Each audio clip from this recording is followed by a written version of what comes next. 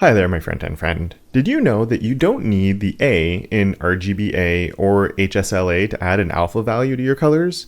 And you actually haven't needed this since about 2019? And if you're going to remove the A, you can also remove the commas while you're at it. Yeah, the commas are completely optional now, and they're actually part of what we call the legacy syntax when it comes to writing colors in CSS. Now, there's a really important thing, though, that if you do remove the commas, you have to change how you're adding in the opacity or the alpha value. When we're doing that now, instead of having a comma, because we don't have comma separations, and we don't put a space there, we actually put a // And some people have complained to me about this, saying that this is adding inconsistency to how things work in CSS, because comma separated things are all over the place in CSS. But first of all, that's not true. Space separation is very common in CSS.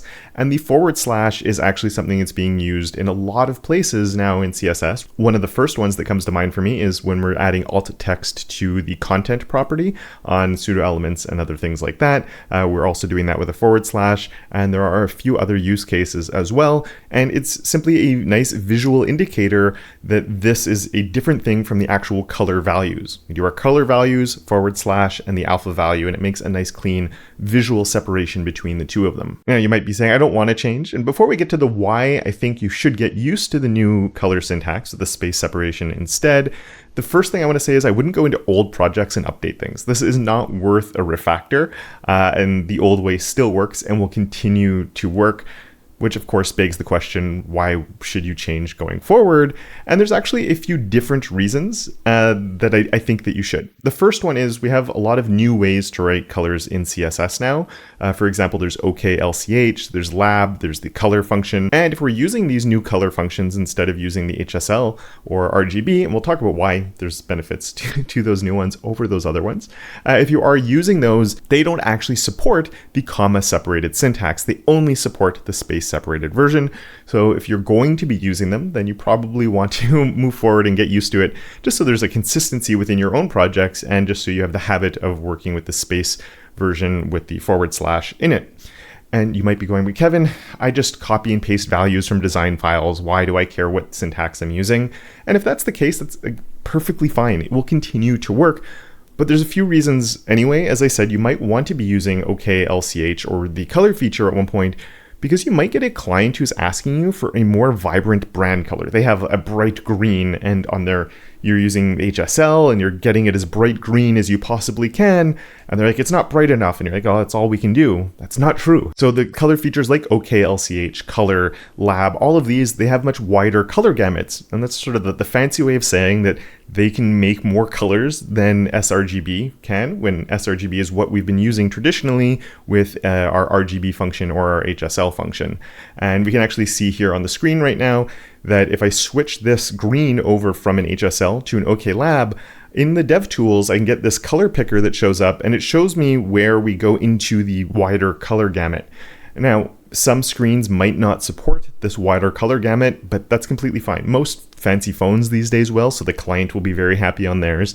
A lot of desktop monitors will, but on ones that don't support that higher gamut, they're just going to get the fallback color anyway, so everyone will be completely fine. But maybe more importantly than just getting that bright color, the space-separated syntax is also what's used when it comes to relative colors, which even if you're just copying and pasting, you can definitely take advantage of relative colors in a really big way. And relative colors might be one of my favorite new features and most used new features of CSS these days. Quickly, before I get into them, I do want to let you know that if you want to dive deeper into color, this video is actually inspired from an article that I wrote for Piccalilli, which is linked down below. It's the Pragmatic Guide to Colors. There's 2 parts to it. If you're just a copy and paster, there's a whole bunch of awesome stuff that these new color features open the doors for, which is what part 1's all about. And if you want to dive even deeper, part 2 dives into some of the cool color manipulation and other things that we can be doing if you want to create your own design systems and other stuff within the browser. And just to let you know, Piccalilli is a really great place for front-end content in general, and they've also got courses too. A lot of you have been asking me for more JavaScript content, and if that's the case and you're after more, maybe do consider checking out their JavaScript for Everyone course. This is not a sponsored bit at all. I just want to help spread the word on the fantastic stuff that Andy and the team over there is currently doing. Lots of really good articles and other stuff, not just mine.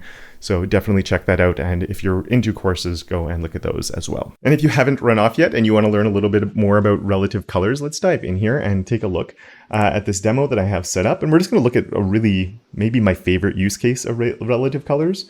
Where up here I have my root, I have some defined colors, and I have this color brand. We'll use this as the example, but it would work with any of these. And over here, I'm setting a background color using my color brand. But what if I want this to have a little bit of transparency in it? That would always be a little bit annoying.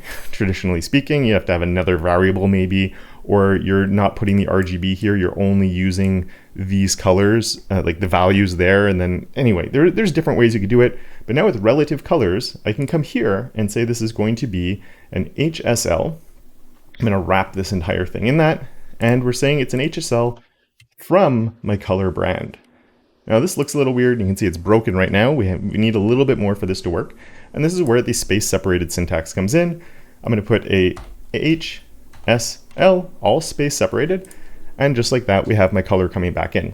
So we're saying we're making an HSL from this color brand, which is an RGB color, and I could do it from any type of color I want. And then I'm just putting HSL, which is containing the hue, the saturation, and the lightness values of the color. So these are not just like random letters. These are actually placeholders or like variables that contain those values.